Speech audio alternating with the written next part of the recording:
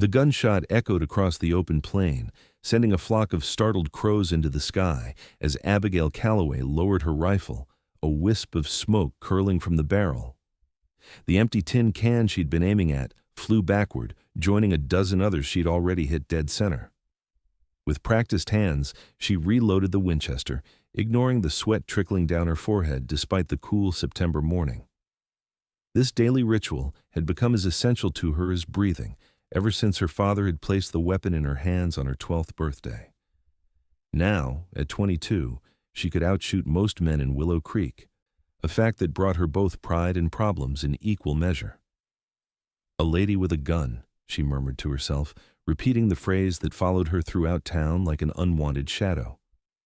What a spectacle! Tucking a strand of auburn hair behind her ear, Abigail sighed and glanced toward the horizon where the sun was just beginning to cast long shadows across the Colorado Territory. The year was 1876, and while the nation celebrated its centennial back east, life in Willow Creek continued much as it always had, difficult, demanding, and decidedly traditional when it came to what women could and couldn't do. Abigail secured her rifle over her shoulder and gathered the remaining tin cans.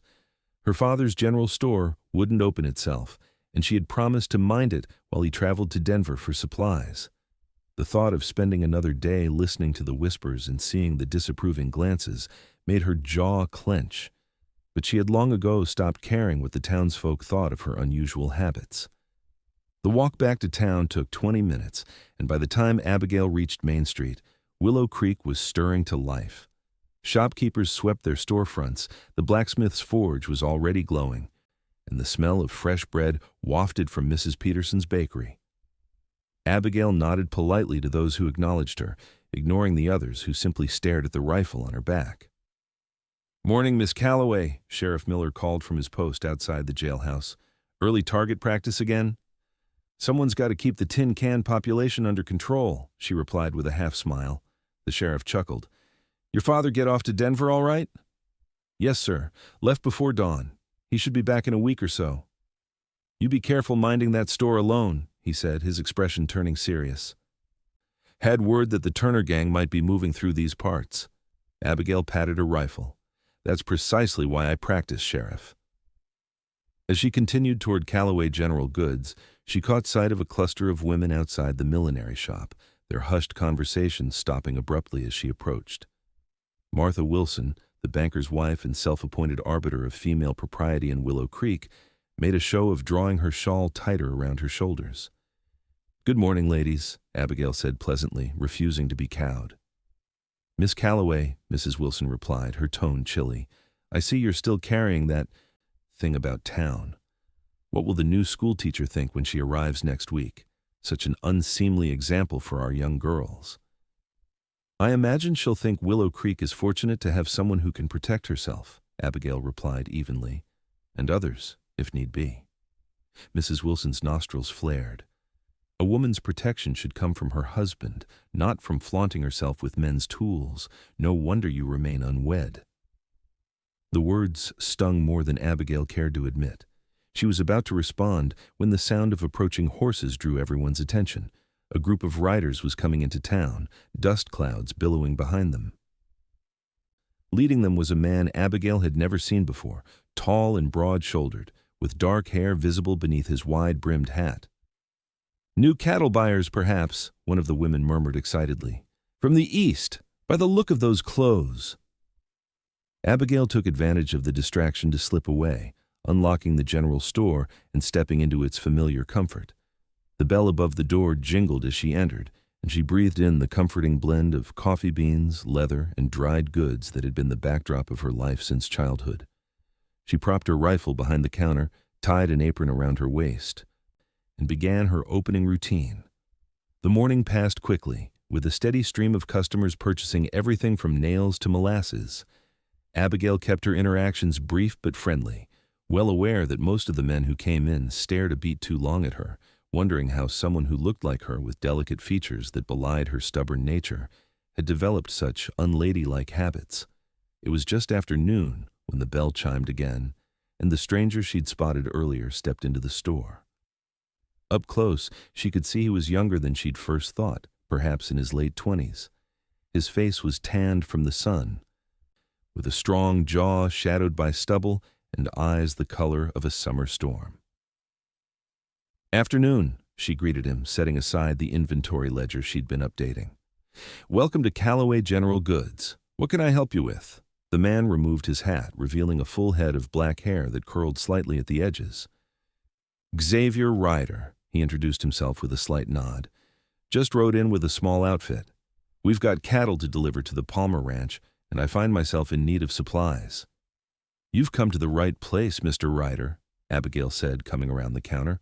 "What sort of supplies?" "Coffee, tobacco, ammunition," he listed, his eyes scanning the store. "And perhaps something for a sweet tooth. Been on the trail too long." Abigail gathered the items as he mentioned them, noting the way he moved with easy confidence through the store, examining her father's carefully arranged merchandise with genuine interest rather than the idle curiosity of most travelers. "You run this place alone?" he asked, picking up a tin of peaches. "My father owns the store," she explained. "He's away on business in Denver. I'm minding things until he returns." Xavier nodded, his gaze settling on her with an intensity that made her straighten her spine. "Quite a responsibility." "One I'm more than capable of handling," she replied, perhaps too defensively. A smile tugged at the corner of his mouth.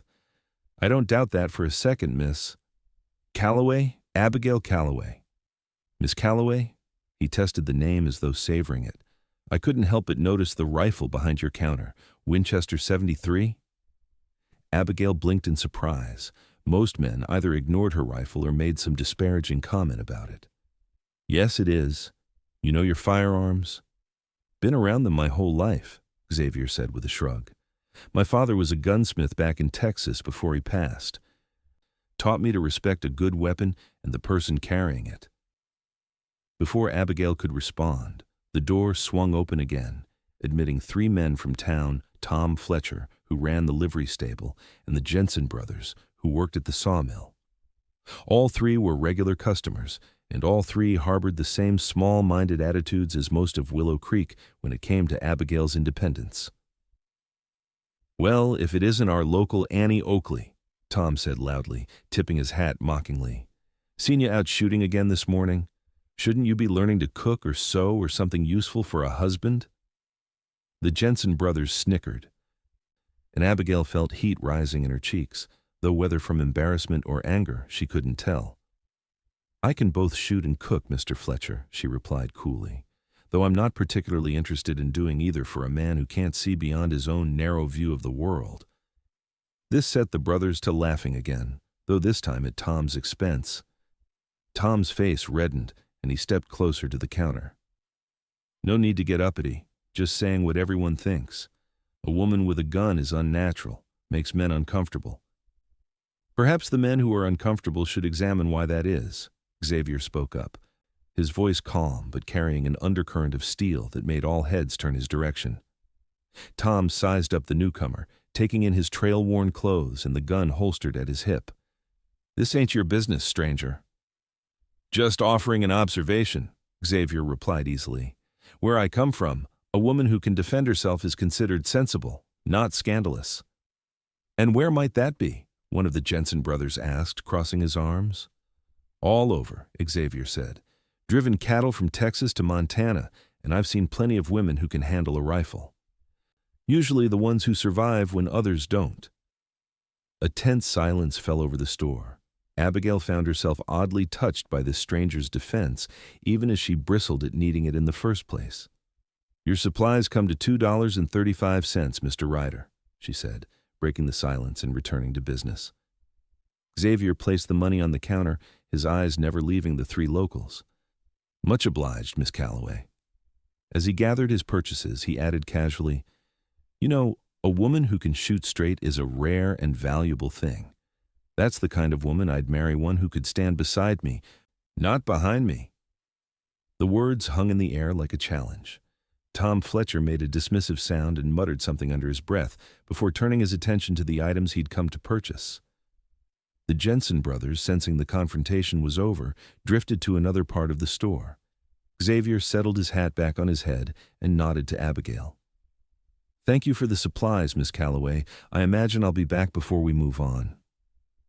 "We're open every day but Sunday," she replied, trying to keep her voice professional despite the warmth spreading through her chest at his words. As Xavier left the store, Abigail found herself watching him longer than was proper. There was something different about him, not just his defense of her, but a quality she couldn't quite name. In a town where she'd always felt slightly out of place, his presence had briefly made her feel understood. She shook her head, dismissing the thought. Men passed through Willow Creek all the time, and none of them stayed long enough to matter. Xavier Ryder would be no different. The afternoon wore on, and as closing time approached, Abigail began her end-of-day tasks. She was just counting the till when the bell above the door jangled once more. Looking up, she was surprised to see Xavier returning, this time with another man older, with a weathered face and white hair beneath his hat. "Miss Calloway," Xavier greeted her. "Hope we're not too late. This is Jacob Miller, trail boss for our outfit. He's in need of some medical supplies." "Not at all," Abigail replied, glancing at the older man. "What sort of supplies do you need, Mr. Miller?" "Laudanum, if you have it," the older man said, grimacing as he shifted his weight. "And perhaps some bandages. Old injuries acting up something fierce." "We have both," Abigail assured him, moving to the shelves where her father kept the medicinal items. "Riding aggravating it?" "That and the change in weather," Jacob confirmed. "Xavier here insisted I come see if you could help before we try the doctor. Said you run a fine establishment." Abigail felt a flush of pleasure at the compliment as she gathered the requested items. The doctor would be your best bet for a proper examination, but these should provide some relief in the meantime. As she wrapped the purchases, she noticed Xavier watching her hands with interest. Self-conscious, she tucked a strand of hair behind her ear. "Those are interesting calluses for a shopkeeper," he observed, nodding toward her right hand. "Rifle marks. You shoot often?" "Every morning," she admitted. "My father taught me when I was young. Said a woman alone in these parts needs to know how to protect herself." "Smart man," Jacob commented. "My late wife could shoot the eye out of a squirrel at 50 paces, saved our homestead more than once when I was away." Abigail smiled, surprised and pleased by the old trail boss's matter-of-fact acceptance. "That sounds like a woman I would have liked to know." "She would have liked you too," Jacob said with a nod. "Never had much patience for those who thought women should be kept like china dolls." As they paid for their purchases, Xavier leaned slightly on the counter. "We're staying in town a few days while we finalize arrangements with Palmer. The boys are planning to take supper at the hotel restaurant tonight. I was wondering if you might join us. As a thank you for your help." The invitation caught Abigail off guard. She rarely received social invitations, especially not from men who weren't trying to court her in the traditional sense. "That's very kind, but I should stay close to the store," she declined reluctantly. "With my father away, I need to be vigilant." "Understandable," Xavier said, though disappointment flickered across his face. "Another time, perhaps." After they left, Abigail found herself replaying the conversation as she closed up the store. It had been refreshing to meet men who didn't look at her rifle as though it were a snake about to strike, especially Xavier, with his easy confidence and direct gaze that made her feel seen rather than judged. That night, as Abigail prepared a simple supper in the apartment above the store, she found herself glancing out the window toward the hotel where lights blazed in the dining room. She could just make out Xavier's tall form among the cattlemen gathered there, and something that felt suspiciously like regret twisted in her stomach. "Don't be ridiculous," she told herself firmly. "He's just passing through like all the rest." Yet, as she sat alone at her small table, she couldn't help but wonder what it might have been like to accept his invitation. The next morning dawned clear and cool, perfect for her usual shooting practice. Abigail rose before sunrise, dressed quickly in a practical skirt and blouse, and headed out to her favorite spot beyond the edge of town. The familiar weight of the Winchester in her hands was comforting as she set up a row of cans on an old fence post. She was so focused on her target that she didn't hear the approach of a horse until it was quite close. Whirling around, rifle at the ready, she found herself face to face with Xavier Ryder, who raised his hands in a placating gesture. "Easy," he said with a smile, "just out for an early ride." Abigail lowered her weapon, embarrassment and annoyance warring within her. "You shouldn't sneak up on someone with a loaded rifle, Mr. Ryder." "A fair point," he conceded, dismounting from his horse. "I called out, but you seemed rather absorbed in your task." Abigail didn't quite believe him, but decided not to press the issue. "What brings you out this way so early?" "Couldn't sleep," he admitted. "Too used to being on the trail, I suppose. Thought I'd explore a bit." He nodded toward her rifle. "Don't let me interrupt your practice." She hesitated, then turned back to her targets. With Xavier watching, she felt a new pressure to perform well, but she forced herself to focus, taking a deep breath before squeezing the trigger. The can flew off the post with a satisfying ping. She fired 5 more times in rapid succession, hitting each target cleanly. When she lowered the rifle, she found Xavier watching her with undisguised admiration. "That's some fine shooting, Miss Calloway. You've got a steady hand." "Thank you," she said, reloading. "Would you care to try?" Xavier considered for a moment, then nodded. "Been a while since I've handled a Winchester. More used to my sidearm these days." Abigail handed him the rifle, briefly aware of how their fingers brushed during the exchange. He hefted it with the ease of someone familiar with firearms, checked the loading mechanism out of habit, then took aim. His first shot clipped the edge of a can, sending it wobbling but not off the post. "Bit different from what I'm used to," he said, adjusting his stance slightly. His next shot hit squarely, as did the following 3. "Not bad for someone out of practice," Abigail commented, impressed despite herself. "Had a good teacher," Xavier replied, handing the rifle back. "My father believed that understanding weapons was understanding responsibility." "Mine said something similar," Abigail said, surprised by the connection. "He gave me this rifle when I was 12, after my mother died. Said the world doesn't always treat women kindly, and I should never rely solely on a man's protection."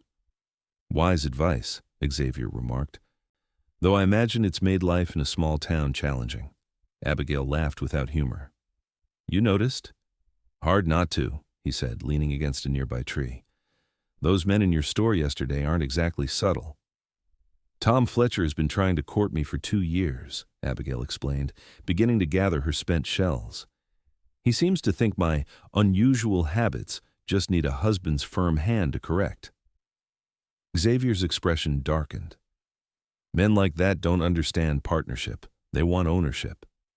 "Exactly," Abigail said, pleased that he grasped what so many others didn't. "I'd rather be alone than with someone who wants to change me." "And what about someone who appreciates you as you are?" Xavier asked, his voice softer. "Rifle and all?" Abigail looked up, finding his gaze intent on her face. Something warm unfurled in her chest, but she tamped it down quickly. "I haven't met many of those," she said carefully. "Perhaps you have now," he replied, the corners of his mouth lifting in a slight smile that made her heart beat faster. Before she could respond, the distant church bell rang out, reminding her that the store needed to open soon. "I should get back to town," she said, suddenly flustered. "Allow me to escort you," Xavier offered, untying his horse. "I'm headed that way myself." They walked side by side, Xavier leading his horse as the sun rose fully above the horizon. Their conversation flowed easily, touching on everything from books they'd read to places Xavier had seen in his travels. Abigail found herself laughing more than she had in months, drawn to his stories and the way he listened to hers with genuine interest. As they approached the main street, Abigail became acutely aware of the stares they were attracting. Martha Wilson and her circle of friends were gathered outside the church for some early morning meeting, and all conversation stopped as Abigail and Xavier passed. "Seems we're providing the morning's entertainment," Xavier murmured, tipping his hat politely to the gawking women. "They'll be speculating for days," Abigail said with a sigh. "Nothing happens in Willow Creek without becoming fodder for gossip." "Let them talk," Xavier said easily. "I've never much cared what people think." "That's a luxury some of us can't afford," Abigail pointed out. "You'll ride out of town soon enough, but I have to live here." Xavier's expression sobered. "Fair point. I apologize if I've made things difficult for you." They reached the general store, and Abigail paused at the door. "You haven't," she assured him. "It's refreshing to talk with someone who doesn't look at me like I'm some sort of curiosity." "I look at you and see a capable woman who knows her own mind," Xavier said. "That's rare enough to be valuable, but not strange enough to be a curiosity." Their eyes held for a moment longer than was proper, and Abigail felt a warmth spreading through her that had nothing to do with the morning sun. "Thank you for the escort, Mr. Ryder." "Xavier," he corrected gently, "and the pleasure was mine." "Abigail, if I may." The sound of her given name on his lips sent a shiver through her that she hoped wasn't visible. "You may," she conceded. "Will I see you in the store today?" "Count on it," he replied with a smile that lingered in her mind long after he'd continued down the street. The morning brought a steady stream of customers, many of whom seemed to have urgent needs at the general store that couldn't possibly wait another day. Abigail knew their sudden interest had everything to do with seeing her walking with Xavier and nothing to do with actual shopping requirements. She answered their thinly veiled questions with polite vagueness, refusing to feed the rumor mill. It was nearly noon when Sheriff Miller entered, his expression more serious than usual. "Afternoon, Abigail. Got a minute?" "Of course, Sheriff," she replied, setting aside the fabric she'd been measuring for Mrs. Parker. "Is something wrong?" The sheriff glanced around to ensure they wouldn't be overheard. "Just wanted to give you a heads up. Had a telegram from Denver this morning. The Turner gang robbed a bank there 2 days ago. They were last seen heading this direction." Abigail's stomach tightened. The Turner gang was notorious throughout the territory, 3 brothers and their associates who had left a trail of robberies and occasional bloodshed across Colorado. "Has my father been notified? He's in Denver now." "The authorities there are aware, but the city's large. Your father should be fine as long as he's careful," the sheriff assured her. "I'm more concerned about you here. If they come through Willow Creek, this store would be a tempting target." "I understand," Abigail said, her hand instinctively moving toward where her rifle rested behind the counter. "I'll be vigilant." Sheriff Miller nodded approvingly. "I know you can handle yourself, but it might not hurt to have someone stay with you until your father returns. Perhaps one of the neighbor women?" "I'll consider it," Abigail said, though she had no intention of doing so. The thought of Martha Wilson or one of her cronies spending a week in her home, criticizing her every move, was unbearable. The sheriff seemed to read her thoughts. "Or perhaps that cattle buyer you were seen with this morning. Seems capable enough." Abigail's cheeks flushed. "Mr. Ryder's just passing through, Sheriff. We're barely acquainted." "Well, consider your options," the sheriff said, moving toward the door. "I'll have Deputy Harrison patrol past the store more frequently, but we can't be everywhere at once." After he left, Abigail found herself staring at the ledger without seeing it, her mind racing. She'd faced difficulty before, but the Turner gang was a different level of threat altogether. Still, the idea of appearing weak or frightened was anathema to her. The bell above the door jangled, and she looked up to find Xavier entering, a bundle tucked under his arm. "Afternoon," he greeted her with a smile that faded as he caught her expression. "Something wrong?" Abigail hesitated, then decided there was no harm in sharing what was already public knowledge. "The sheriff just informed me that the Turner gang might be headed this way." Xavier's face turned serious. "I heard about the Denver robbery. You're concerned they might target the store?" "It's a possibility," she acknowledged. "We keep the day's earnings in a safe upstairs, and my father has a small collection of valuable items locked away." Xavier set his bundle on the counter. "And you're here alone." "I can defend myself," Abigail said, perhaps too quickly. "I don't doubt that," Xavier assured her. "But even the best shot can be overwhelmed by numbers." Abigail sighed, recognizing the truth in his words. "The sheriff suggested I find someone to stay with me until my father returns." "A sound idea," Xavier agreed, then added carefully, "I could volunteer for the duty."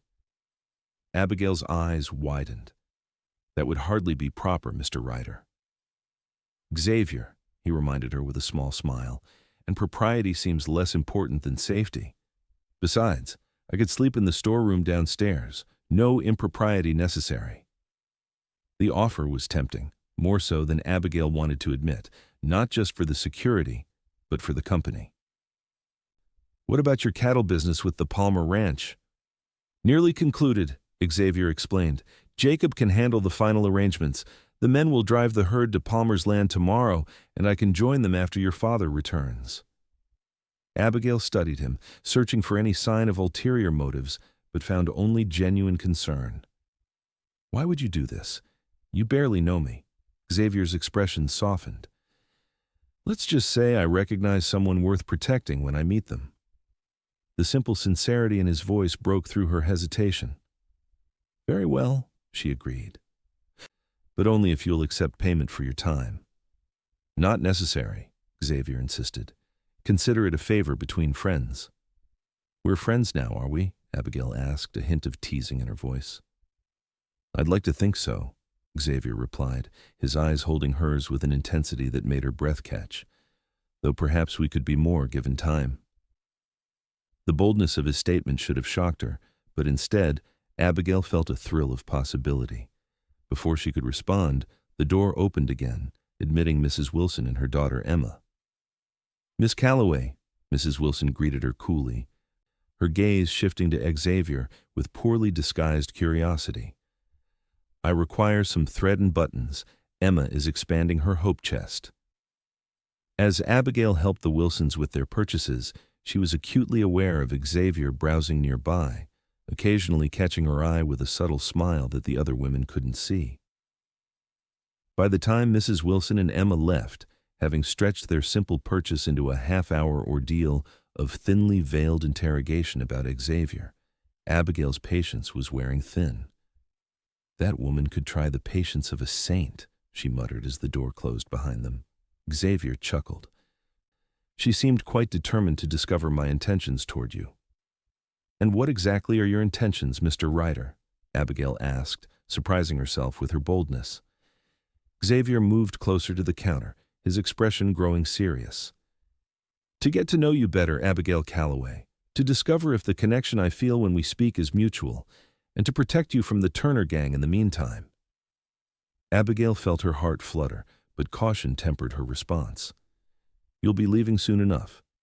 "Perhaps," Xavier conceded, "or perhaps I might find reason to stay." The possibility hung between them, tantalizing and dangerous. Abigail had learned long ago not to build hopes on shifting sands, and men who passed through Willow Creek were as unreliable as the summer rains. "Let's start with keeping the store safe," she said finally. "The rest, we'll see."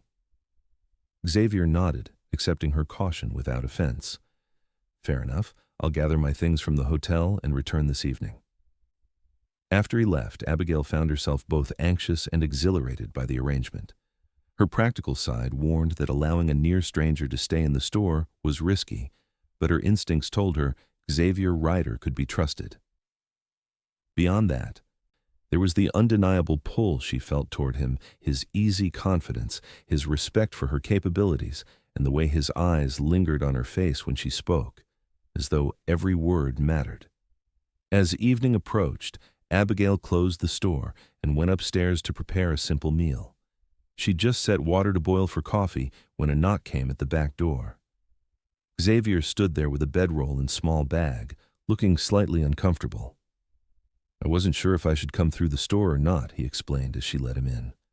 "The back entrance is fine," Abigail assured him, suddenly aware of how intimate it felt to have him in her private space. "I've made some supper if you're hungry." Xavier smiled, setting his belongings in the corner. "That's kind of you. I am." They shared a meal of beans, cornbread, and salt pork at Abigail's small table, their conversation flowing easily from topic to topic. Xavier told her about growing up in Texas, his father's gunsmith shop, and how he'd found himself driving cattle after the war took his father's life and their livelihood. "And your mother?" Abigail asked, pouring more coffee. "Passed when I was 15, Xavier said, a shadow crossing his face. "Fever took her. She was like you in some ways, independent, determined. Taught me to read and write when there wasn't a proper school for miles." "My mother died when I was 12, Abigail shared. "That's when Father gave me the rifle, said I needed to be strong now." We have that in common then, Xavier observed, learning to be strong too young. As they cleaned up after the meal, Abigail showed Xavier the storeroom where he would sleep. It's not very comfortable, I'm afraid. I've slept on open ground for weeks at a time, he assured her. This is luxury by comparison. They established a plan Xavier would lock up downstairs while Abigail secured the upstairs apartment. If anything suspicious occurred during the night, they had a signal, 3 quick raps on the floor, ceiling between them. As Abigail prepared for bed that night, she found herself hyper-aware of Xavier's presence below. The knowledge that he was there, keeping watch, was both comforting and distracting. Sleep came slowly, her mind filled with their conversations and the possibility of what might come next. The following days fell into an unexpected but pleasant rhythm. Abigail would rise early for her shooting practice, now joined by Xavier, who proved to be both a good shot and an engaging companion. They would return to open the store together, with Xavier helping with heavy lifting and occasionally minding the counter when Abigail needed to step away. The townsfolk noticed, of course. Some, like Sheriff Miller, seemed to approve of the arrangement, while others, particularly Martha Wilson and her circle, were scandalized by the impropriety. Tom Fletcher made a point of coming into the store daily, glowering at Xavier, and making barely veiled threats disguised as concern for Abigail's reputation. "People will talk," he warned Abigail on the 3rd day, leaning across the counter while Xavier stocked shelves nearby. "A woman alone with a drifter. It ain't right." "What people say is their business, Tom," Abigail replied evenly. "My safety is mine." "I could have stayed with you," Tom insisted. "Known me your whole life, not some stranger with who knows what intentions." "Miss Calloway is perfectly capable of choosing her own company," Xavier commented without looking up from his task. "And judging character." Tom's face reddened. "No one asked you, Cowboy. This isn't your town or your woman. I'm no one's woman." "Tom," Abigail cut in firmly, "and I'll thank you to remember that." After Tom stormed out, Xavier approached the counter with a wry smile. "He's not taking rejection well." "He never has," Abigail sighed, "though this is the first time he's had a specific target for his jealousy." "Am I that target?" Xavier asked, his tone light but his eyes serious. "Is there reason for him to be jealous?" Abigail felt heat rise to her cheeks. Over the past days, her attraction to Xavier had grown from a spark to a steady flame, fueled by their easy companionship and the growing trust between them. Still, she hesitated to name it, aware that naming feelings gave them power. "Perhaps," she admitted finally, "though I'm not sure what good it does either of us. You'll be leaving soon." Xavier's expression turned thoughtful.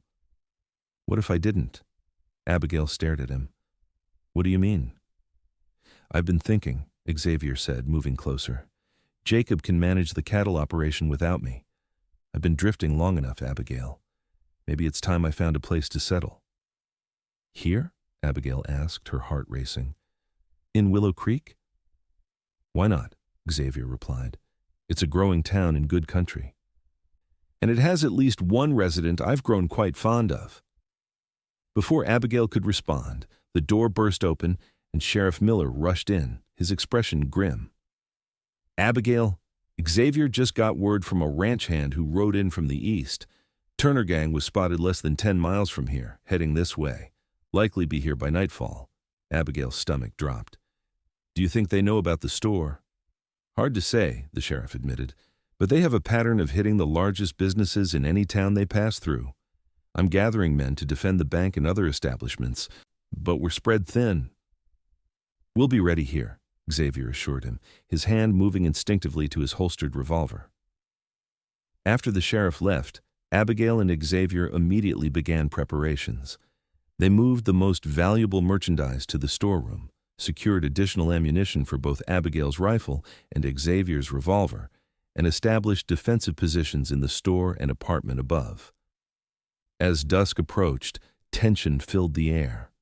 Abigail found herself repeatedly checking her rifle, a nervous habit her father had always chided her for. "A well-maintained weapon doesn't need constant checking," he would say. "It's the shooter who needs the reassurance." You're good with that, Xavier commented, watching her from across the room where he was securing the back entrance. Better than most men I've known. Necessity is a thorough teacher, Abigail replied, trying to keep her voice steady despite her nerves. I never thought I might actually need to use it against people, though. Xavier crossed to her, gently taking her hands in his. With luck, you won't have to. But if it comes to it, remember you're protecting what's yours. There's no shame in that. His touch anchored her, and Abigail found herself drawing strength from his calm presence. Thank you for staying, she said softly. I know this isn't what you signed on for. I'm exactly where I want to be, Xavier assured her, his eyes holding hers with an intensity that made her breath catch. For a moment she thought he might kiss her, and was surprised by how much she wanted him to. The moment was broken by the sound of horses approaching at speed. Xavier moved to the window, peering carefully through the curtains. Riders, he confirmed, 5 of them, armed. Abigail joined him, her heart pounding as she spotted the men dismounting in front of the saloon across the street. They moved with the dangerous confidence of men accustomed to taking what they wanted, their faces partially obscured by bandanas pulled up over their noses. That's them, she whispered, the one in the center with the brown hat that's Lucas Turner. I've seen his likeness on wanted posters. They watched as the gang entered the saloon, presumably to gather information about the town before making their move. The street had emptied quickly at their arrival, townspeople hurrying inside and shuttering windows. We have a little time, Xavier said, stepping back from the window. They'll likely hit the bank first. With luck, the sheriff's men will stop them there. But luck wasn't with Willow Creek that evening. Within an hour, gunshots echoed from the direction of the bank, followed by shouts and more gunfire. Xavier and Abigail tensed, weapons ready as they watched through the window. 3 of the gang members emerged from the bank, bags in hand, while another followed dragging a hostage, Emma Wilson, who must have been at the bank when the robbery began. They're splitting up, Xavier observed grimly as the gang members mounted their horses. 2 heading this way. Abigail's mouth went dry as she saw Lucas Turner and another man riding directly toward the general store, while the others continued down the street with their hostage, drawing the sheriff and his deputies away. Upstairs, Xavier directed quickly. You'll have better coverage from there. I'll handle the main floor. Abigail nodded, grateful for his clear thinking when her own thoughts were racing. She hurried up the stairs to her apartment, positioning herself at the window that overlooked the street. From there, she had a clear view of the approaching riders and could provide support if needed. Below, she heard Xavier moving furniture, creating barriers that could provide cover in case of gunfire. The sound of his deliberate preparations steadied her nerves somewhat. They had planned for this, were as ready as they could be. The riders stopped in front of the store, dismounting with the casual arrogance of men who feared no resistance. Lucas Turner was tall and lean, with cold eyes visible above his bandana. His companion was shorter but broader, with a nasty scar visible on his forehead. "Store's closed," Xavier called out as they approached the door. "Move along." "Open up," Turner demanded, his voice carrying easily through the door. "We just need some supplies and we'll be on our way." "Town's got a fine hotel up the street," Xavier replied evenly. "They might be able to help you." There was a moment of silence, then Turner's voice again, harder now. "We know there's a safe upstairs, mister. Way we hear it, the owner keeps more than store earnings in it. Open up now and nobody gets hurt." Abigail felt a chill run through her. They knew about her father's safe. Someone in town must have told them. Her father did indeed keep a small collection of gold coins and family heirlooms there, along with the store's earnings. "Last chance," Turner called. "Open up, or we burn you out." Below, she heard Xavier's steady response. "I suggest you leave while you can. The sheriff will be here any minute." The answer came in the form of gunfire as Turner shot out the front window. Glass shattered, and Abigail instinctively ducked lower, though she remained in position. She heard Xavier return fire, the sharp report of his revolver followed by a cry of pain from outside. "You'll pay for that," Turner shouted. More gunshots followed, the bullets splintering wood as they tore through the store's facade.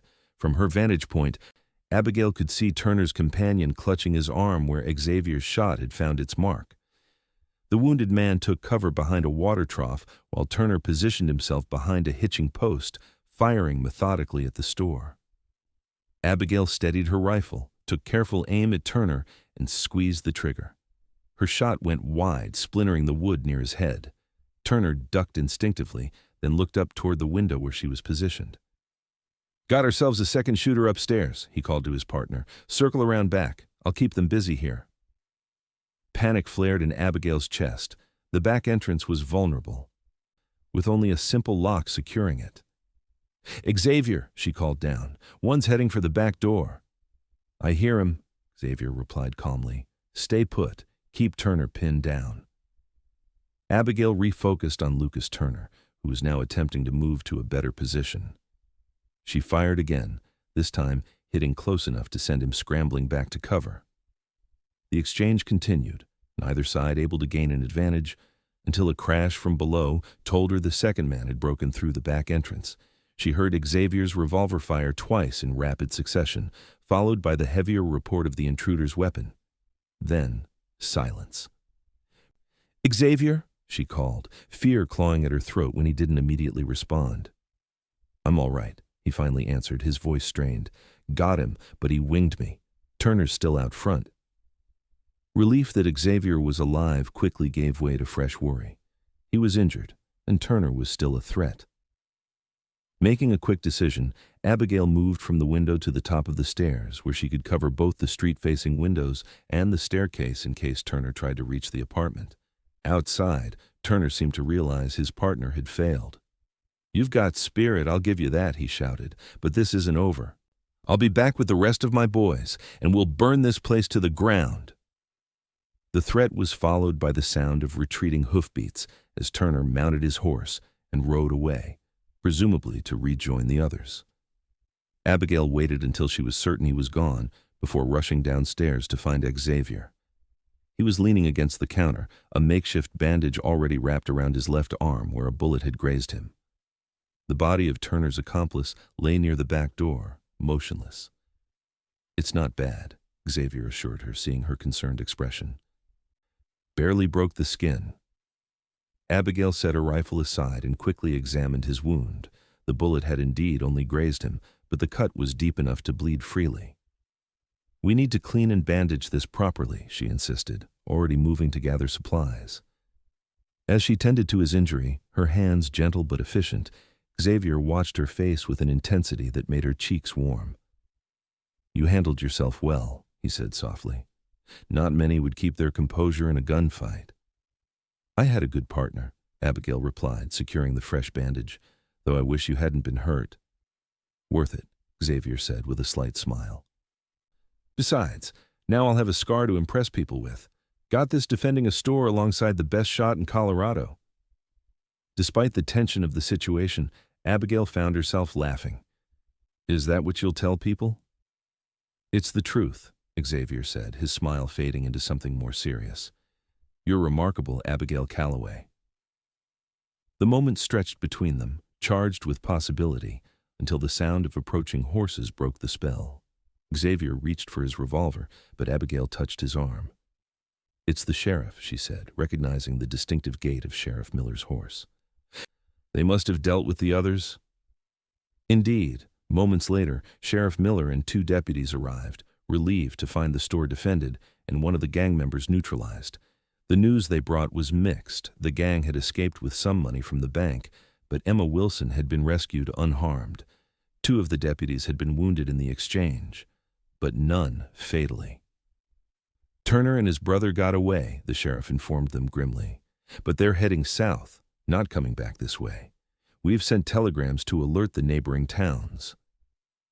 After the sheriff and his men had taken the body and departed, promising to return in the morning for a full report, Abigail and Xavier were left alone in the damaged store.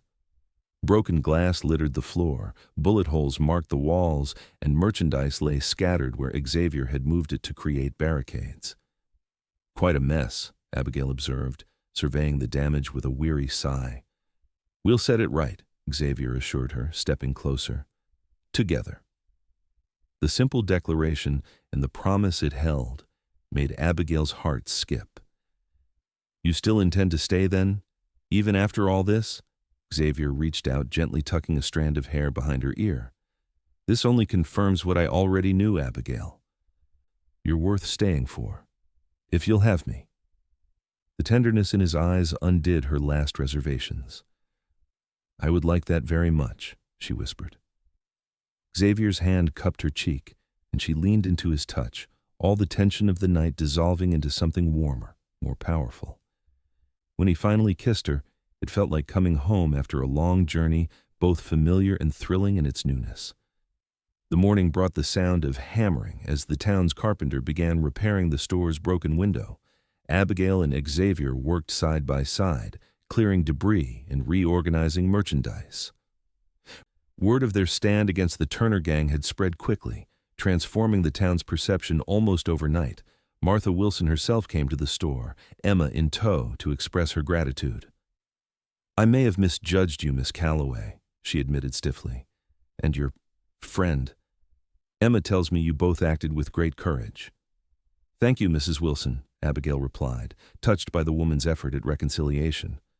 Though I'm just glad Emma is safe. As am I, Mrs. Wilson said, her usual composure slipping to reveal a mother's lingering fear. I don't know what I would have done if... But you don't have to find out, Xavier interjected kindly. She's home safe now. Mrs. Wilson nodded, regarding Xavier with new respect.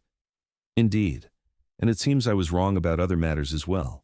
A woman capable of defending herself and others is admirable.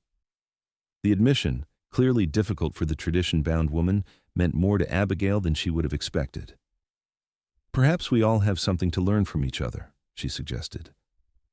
After the Wilsons left, other townspeople began to arrive, some to gawk at the damage, others to offer assistance with repairs or simply to thank them. Tom Fletcher was notably absent, his pride apparently too wounded to face Abigail and Xavier together. By mid-afternoon, the front window had been temporarily boarded up, and the store was sufficiently reorganized to reopen for business. As customers came and went, many commented on Abigail's bravery, some even asking to see her rifle, which had become something of a local legend overnight. Quite a change from being scandalized by it, Abigail remarked to Xavier during a quiet moment. People respect strength when they see it in action, Xavier replied, especially when it protects them. As the day wound to a close, Jacob Miller arrived, concerned after hearing about the confrontation. Heard you took a bullet, Xavier, the old trail boss said, examining his arm with a critical eye. Just a scratch, Xavier assured him. I've had worse from shaving. Jacob chuckled, then grew more serious. I've settled everything with Palmer. The boys are ready to move on to the next contract in Wyoming.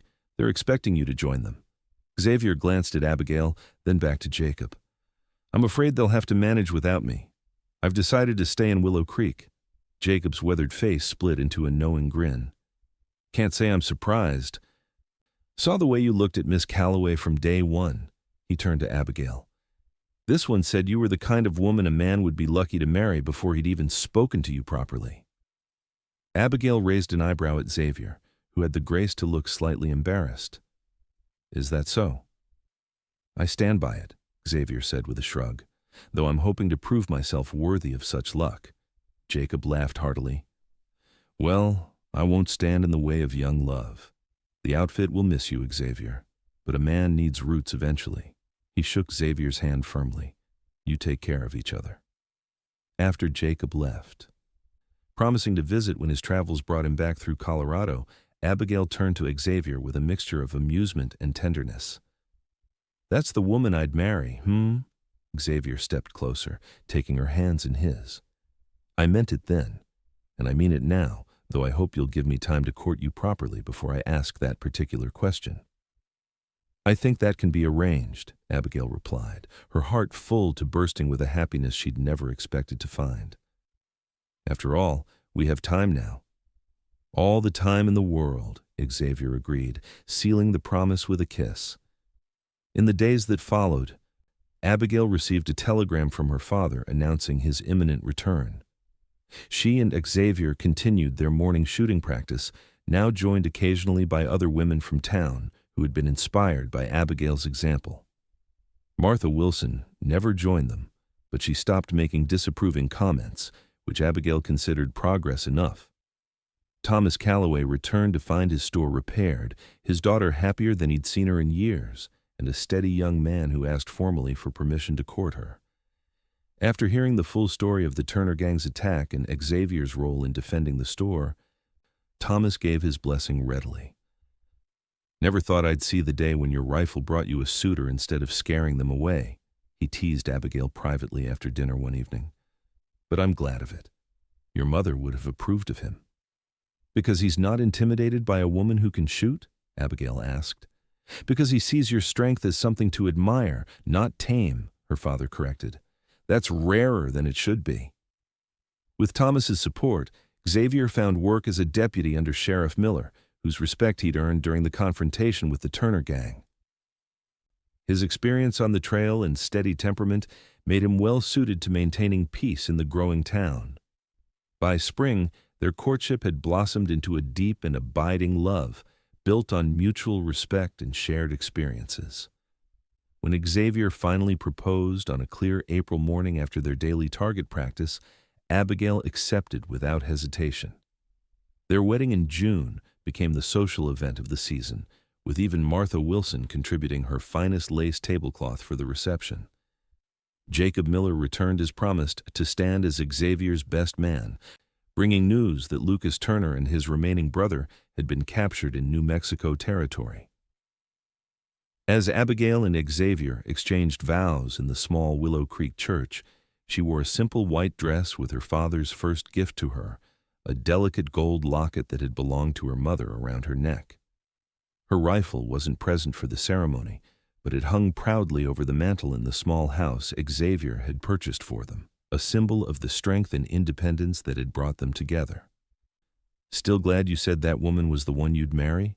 Abigail asked Xavier teasingly as they shared their first dance as husband and wife. Xavier's arms tightened around her waist.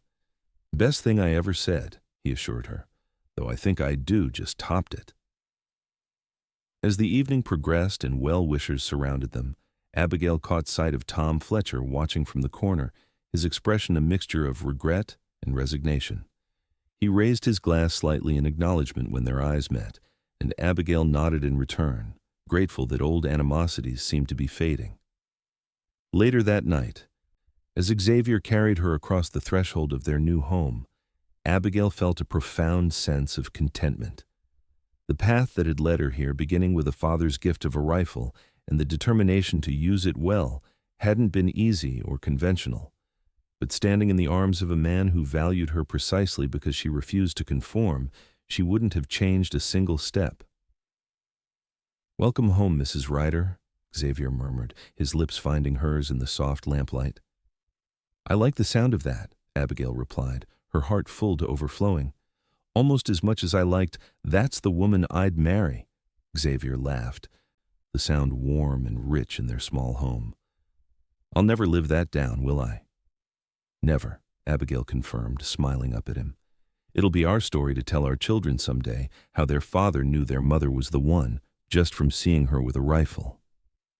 "Our children," Xavier repeated, a tender wonder in his voice. "I like the sound of that." And in the years that followed, they did indeed tell that story to their daughter Sarah, born the following spring, and later to their son James, and eventually to their youngest, Elizabeth. Each of the children learned to shoot under their mother's careful instruction. With their father's encouragement, growing up in a home where strength and tenderness existed side by side. Willow Creek grew and changed around them, as frontier towns across the West did in those years of rapid expansion. The railroad came through in 1880, bringing new faces and opportunities. Xavier eventually became sheriff after Miller retired, while Abigail continued to help her father with the store until he passed it to them entirely, allowing the elder Calloway to enjoy his retirement years. Through it all, Abigail's rifle remained a symbol of their beginning, how a woman's determination to protect herself had led to finding a partner who saw her strength as an asset, not a liability. And on quiet evenings, when the children were asleep and they had a moment alone, Xavier would sometimes recall that first morning, seeing Abigail Calloway confidently handling her Winchester, while the town whispered disapprovingly behind her back. "I knew then," he would tell her, his eyes still holding the same admiration they had that first day. "That was the woman I'd marry, the bravest, most remarkable woman I'd ever seen."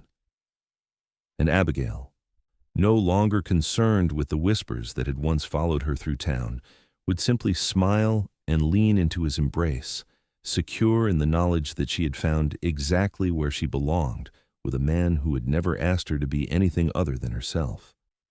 In time, their story became part of Willow Creek's lore, how a woman with a rifle and a cowboy who admired her spirit had defended the town against outlaws, finding love in the process.